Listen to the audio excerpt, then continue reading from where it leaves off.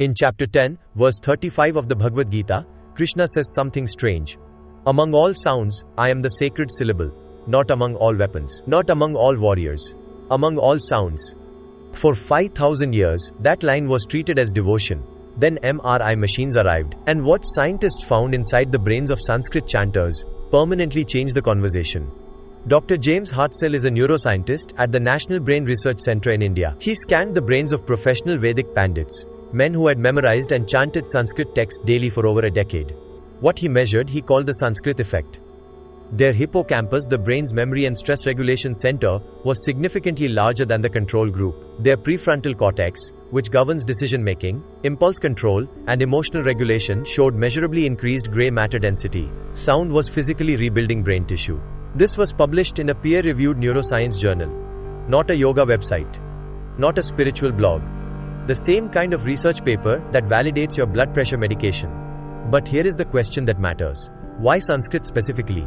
You can memorize the entire Indian Penal Code. You can chant English hymns for years. No study has found the same structural changes.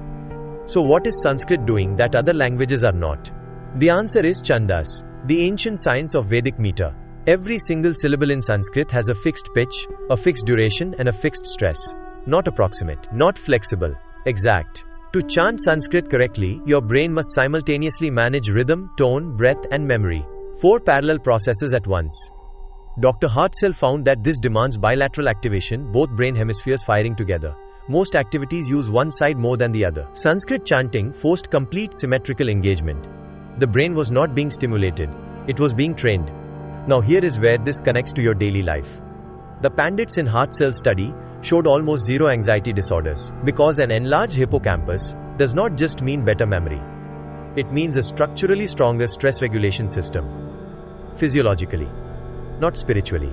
The Gita saw this 3,000 years early. Chapter 6, verse 5. Krishna says to Arjuna, elevate yourself through your own mind. Do not degrade yourself. That is not poetry. That is a neuroscience prescription. Written before the word neuroscience existed. Now let us go one level deeper. In 1787, a German physicist named Ernst Chladni drew a violin bow across the edge of a sand-covered metal plate. The vibration caused the sand to self-organize into perfect geometric patterns. Different sounds. Different shapes. Every time.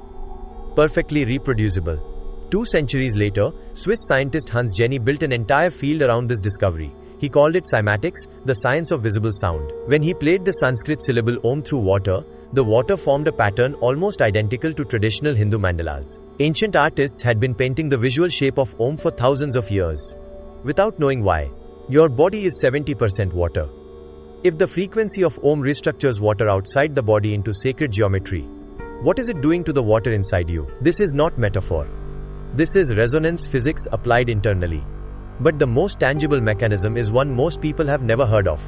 The vagus nerve, running from your brainstem through your throat, chest and gut. It is the body's primary stress-off switch. When you hum the final M of Om, that low skull resonance directly stimulates it.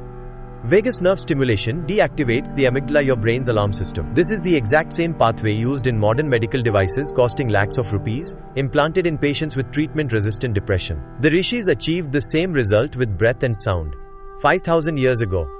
A 2018 study in the International Journal of Yoga confirmed Om chanting significantly reduced amygdala activation on MRI scans. A 2021 paper in Frontiers in Neuroscience found Sanskrit chanting improved working memory, attention, and cognitive flexibility, not compared to silence, but compared to speaking ordinary language. Sanskrit chanting was neurologically superior. Now look at what the Bhagavad Gita says in chapter 17, verse 23. OM TAT SAT. 3 syllables. 3 stages. Om activates the nervous system through vibration. Tat, the silence after. The nervous system resets. Sat, pure being. You are grounded. A neurological protocol. Written as a Gita verse. Most people chant Om as one flat sound. That is not how it was designed. There are 3 distinct anatomical zones. A originates in the belly. The abdomen vibrates. U rises to the chest. The sternum resonates. M glosses at the lips and hums through the skull. This is a full body sound scan. From gut to crown. The most powerful civilization in human history built Sanskrit as its operating language. not by accident. Every Vedic text was transmitted orally for thousands of years before it was ever written down, preserved perfectly across centuries. Because the act of chanting was the memory system, the language grew the brain that remembered it. Western science validated yoga. It took decades. Western science validated meditation. It took decades.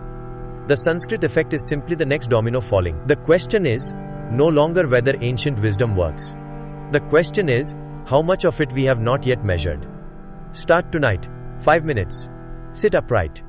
3 slow breaths. Then A from the belly, U from the chest, M humming through the skull. Let the M resonate for at least 4 seconds.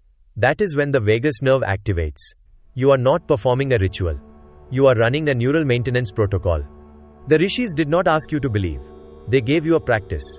MRI machines confirmed what 5,000 years of practitioners already knew. Your brain can be rebuilt. Your stress system can be rewired. Your nervous system is not fixed. It is waiting for instruction.